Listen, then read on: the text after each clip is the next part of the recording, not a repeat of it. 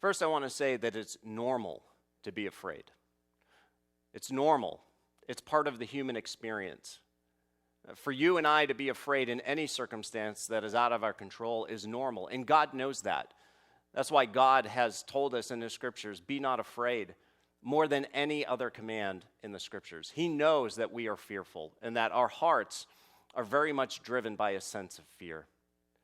So I want to start by saying that that's normal. I'm not trying to excuse it, but just remind you that that's a common experience we all have. But the question of fear and whether it's right or wrong really gets into a question of why are we afraid? Why are you afraid? Why am I afraid?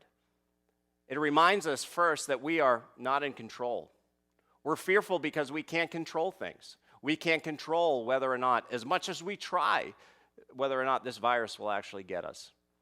We can't control this or we can't control that, and therefore we are fearful.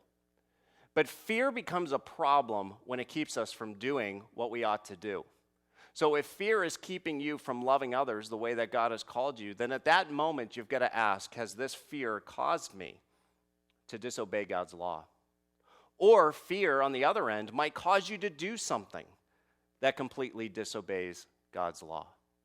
So fear itself is a reminder, number one, that we're frail, but number two as well, that we have an opportunity.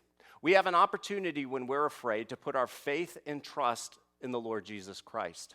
We're reminded by the writer of Hebrews in Hebrews chapter 12 to look unto Jesus, the author and finisher of our faith, the one who went before us despising the shame and went straight to the cross. He had his eyes fixed on the Father's plan. And for us, as we waver, as we struggle, as there's moments of fear, we're reminded to put our faith in Jesus, to look him in the eye, in his example, and how he was committed to the Father's plan.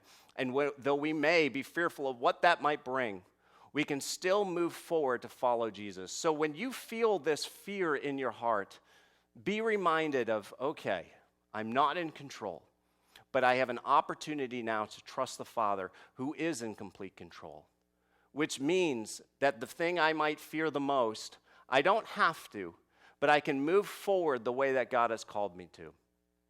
So, is it a sin? Well, let me ask you, is it keeping you from doing what God has called you to do? Or is it causing you to do something you know that God has not wanted you to do? Those are more important questions because we all face fear.